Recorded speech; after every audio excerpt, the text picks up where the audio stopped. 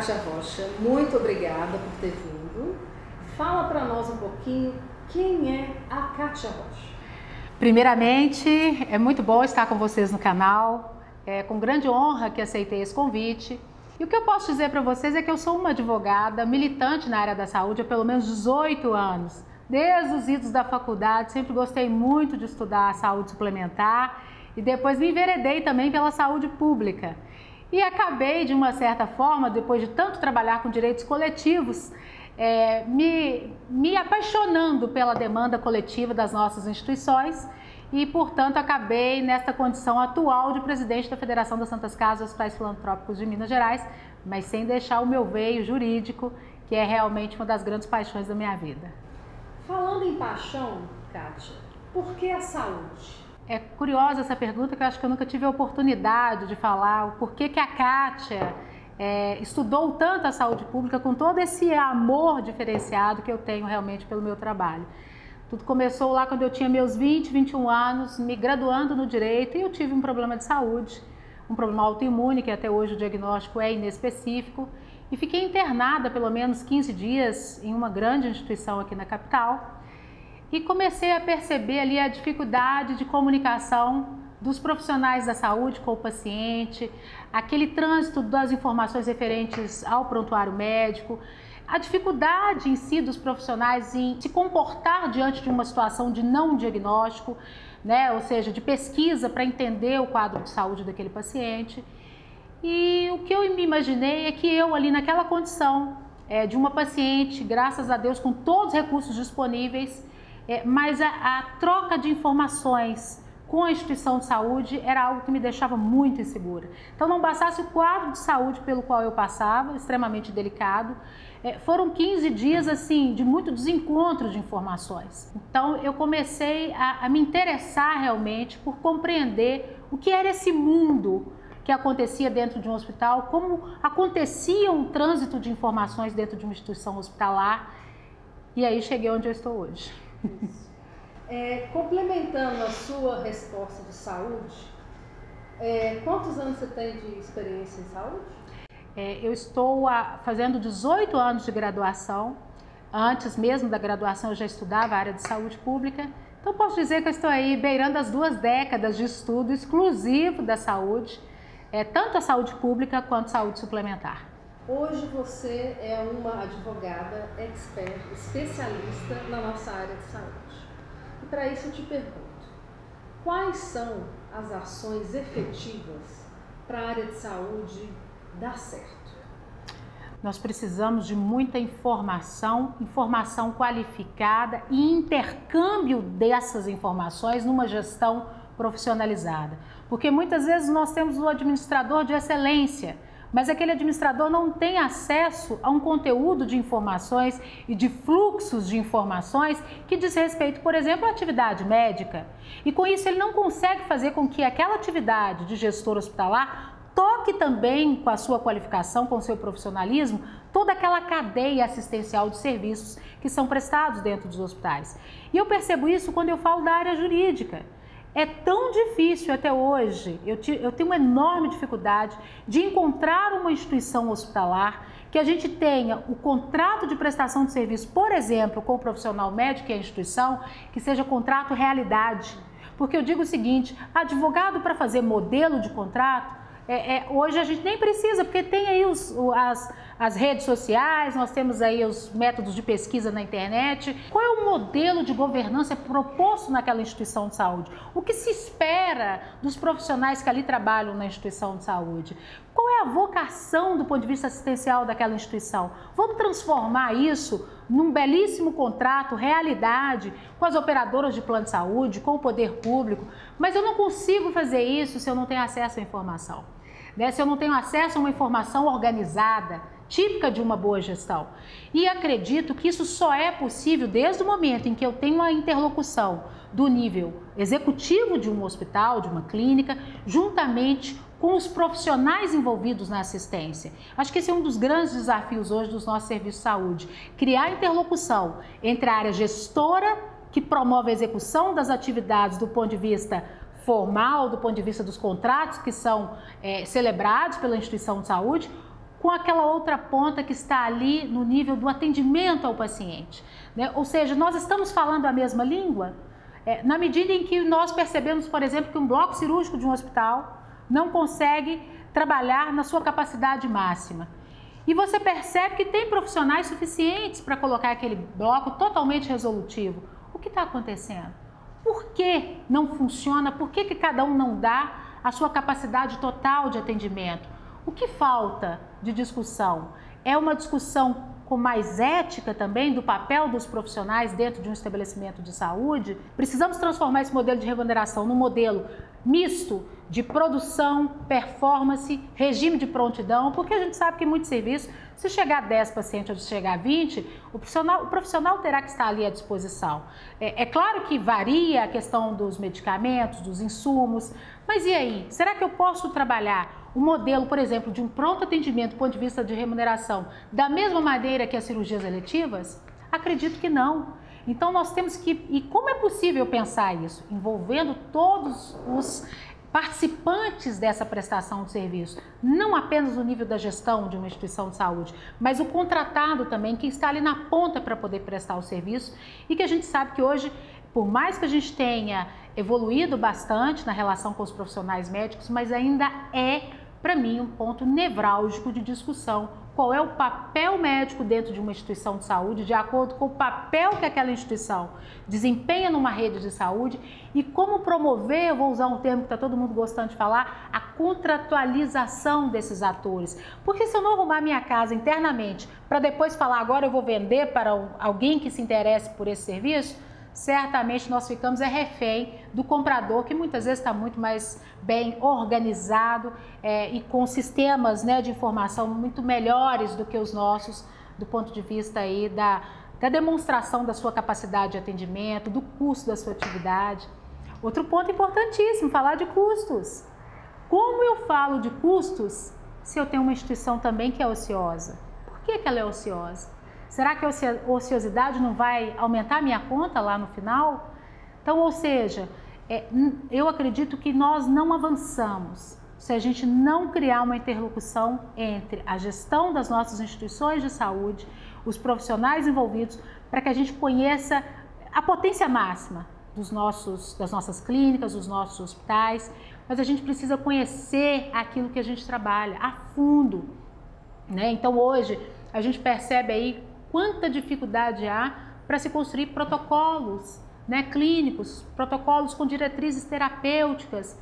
É impossível se falar em custos se eu não tiver um matriciamento de como eu gasto dentro da minha instituição, partindo diretamente da assistência.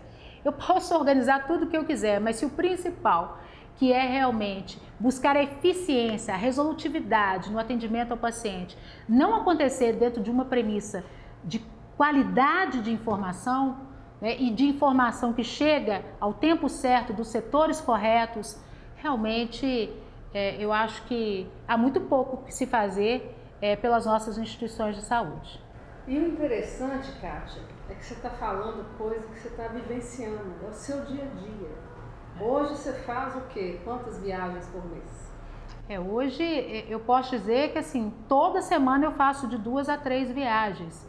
Então, fazendo um cálculo aí, pelo menos 20 viagens no mês a gente faz, fora essa capacidade que hoje os meios de comunicação, né, como a telefonia móvel, as redes sociais, nos possibilitam de ampliar a nossa capacidade de comunicação. Então, assim, se eu partir para o meu setor hospitalar filantrópico, eu ainda vou viver uma realidade mais complicada ainda. Por quê? Apesar de que eu posso estender essa realidade para muitos dos nossos hospitais que trabalham com saúde suplementar. Quem forma o preço não é o vendedor de serviço. Quem forma o preço é quem compra. Onde já se viu isso? Eu queria poder chegar numa loja e falar, vou pagar só R$10 por essa blusa. É o meu sonho. Mas na área da saúde, pasme, né? Uma área em que nós tínhamos que ter todo um cuidado para se chegar a um valor para garantir qualidade e segurança do paciente. Não, quem chega com o preço pronto é quem compra. E aí nós é que temos que batalhar para mostrar que aquele preço não equivale ao mínimo necessário para se manter qualidade e segurança, que eu acho que é o que todo gestor hospitalar preza na condução das suas atividades. E aí, para manter qualidade e segurança, eu tenho que falar também do quê? De parâmetro de atendimento. Por isso que eu digo que é um círculo que, se a gente não cumpri-lo, no sentido de caminhar pela informação, pelo conhecimento, passando pela cadeia de atendimento dentro do hospital, que são os profissionais médicos, enfermagem, farmácia, trabalhando tudo isso para a gente chegar no nível máximo de eficiência e tentar mudar, quebrar esse paradigma. Eu não posso ter o comprador ditando preço para o meu negócio. Isso não existe. Né? Imagine se os demais setores da economia funcionassem assim. Eu acho que a gente vive uma cultura de imposição de valores das últimas 3 décadas e a gente não conseguiu se livrar disso ainda. E é por isso que eu digo que tem que se pensar os modelos de trabalho dentro das nossas instituições de saúde para a gente trabalhar os modelos de contratos também. Então, ou seja, a cirurgia eletiva, ela pode ser remunerada da mesma forma que um pronto atendimento? O pronto atendimento, ele funciona em regime de prontidão. Como eu disse, se chegar 10 ou 20 ou 30 pacientes, varia, é claro, varia. Nós podemos ter até a necessidade de contratação de mais profissionais na porta para a gente saber qual que é o tempo estimado para atendimento de um paciente. Nós vamos ter que analisar o perfil assistencial, que tipo de paciente chega naquela instituição. Vamos pensar num modelo em que você atribua a máxima performance ali naquela instituição. Ainda assim, você precisa ter uma noção de até o perfil epidemiológico daquela região. Para você falar assim, não, essa instituição vai ter um regime de prontidão, ela vai receber um valor fixo para trabalhar com o mínimo de arsenal aqui disponível, de recursos técnicos, humanos. Saindo desse patamar, eu entro numa remuneração variável. Com quais parâmetros? Não, agora já na cirurgia eletiva dá para trabalhar com o parâmetro do pagamento por produção. É possível se pensar? Eu acho que a gente passa por um momento no nosso país em que nós precisamos discutir os modelos de remuneração. Porque se nós não discutirmos modelos de remuneração, o que me faz acreditar é que as instituições têm se encaixado no quanto elas recebem. Então elas se amoldam no quanto elas recebem e por vezes trabalham com produção, para que tenham a escala necessária para o serviço se tornar viável. E eu acho que não é por aí o caminho. Eu acredito que nós precisamos ter um equilíbrio e parâmetros diferenciados de remuneração de serviços. Kátia, fala para mim um pouquinho sobre essa questão dos parâmetros e dessa interlocução. Faz para mim um paralelo da responsabilidade do domínio da informação com o gestor hospitalar. Fala um pouquinho dele para mim, da figura do gestor hospitalar. Olha, eu digo que quando nós estamos ainda em instituições que ainda têm o perfil de atendimento em saúde pública, a situação ainda fica mais complicada para o gestor hospitalar, né? Porque a gente percebe muitos gestores, às vezes, fazendo comunicados dizendo que vai fechar determinado serviço. É preciso ter muita cautela, porque mesmo quando nós estamos fora da saúde pública, o serviço de saúde é considerado pela Constituição Federal como serviço essencial, serviço de relevância pública. Então, nós estamos numa seara de responsabilidades de cuidar da vida humana. Então, quando você empreende uma gestão em que você coloca em risco a vida de pessoas, ao invés de você cuidar, minorar os riscos que o processo da doença provoca, você está agravando aqueles riscos, você pode sim ter situações em que você coloca aquele gestor hospitalar em situação de responsabilidade civil, penal e inclusive criminal. Muitas vezes a instituição não quer criar uma discussão, um conflito, um confronto com o gestor público, mas muitas das vezes isso é necessário pela sobrevivência da própria instituição e pelo profissionalismo que se impõe à figura do gestor público.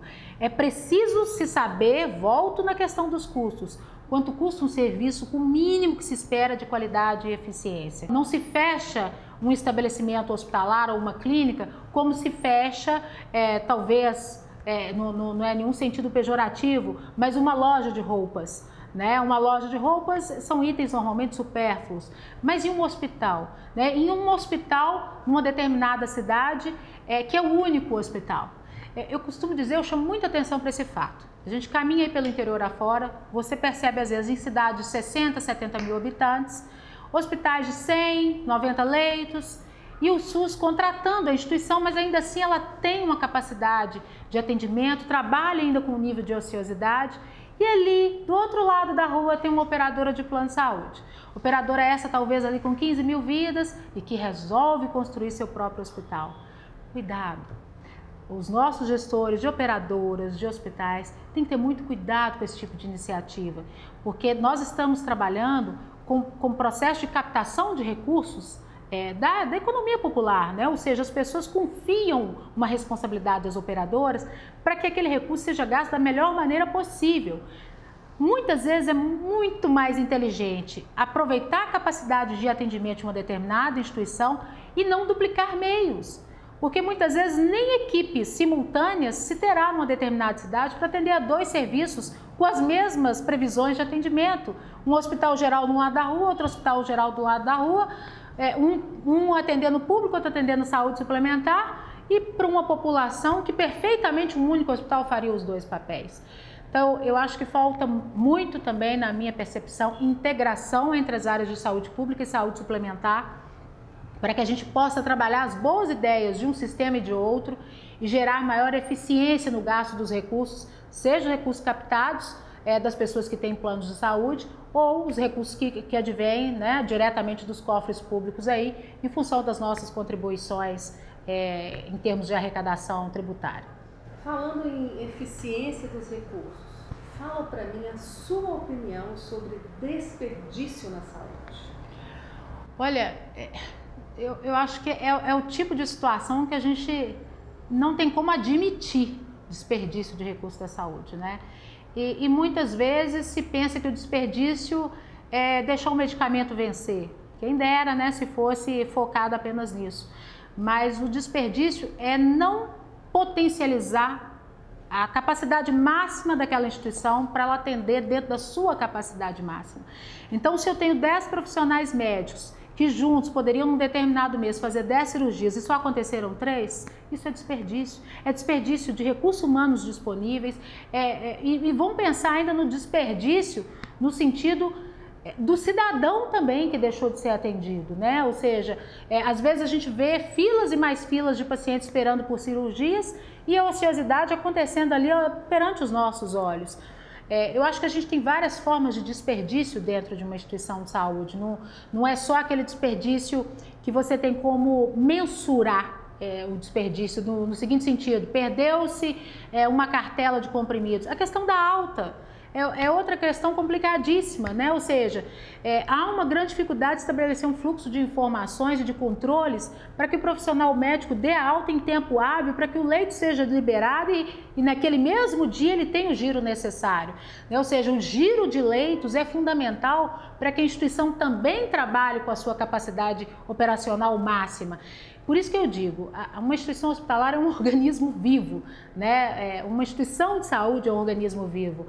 Então, quanto maior o seu nível de complexidade, quanto maior o seu número de leitos, vai se agravando essa dificuldade que, se não bem trabalhada, da gestão, aí repito, eu vou dar o nome de gestão executiva e gestão assistencial. É preciso que elas tenham uma interlocução num só modelo de governança, para que realmente a gente consiga, a partir daí, traçar todos os demais caminhos, como a questão de custos, de relacionamento com os profissionais envolvidos, especialmente os profissionais médicos, para que a gente tenha noção da capacidade de produção daquela instituição, para que a gente tenha condições de falar dos modelos de remuneração que possam propiciar melhoria da performance, tanto no aspecto de produção quanto de resultados.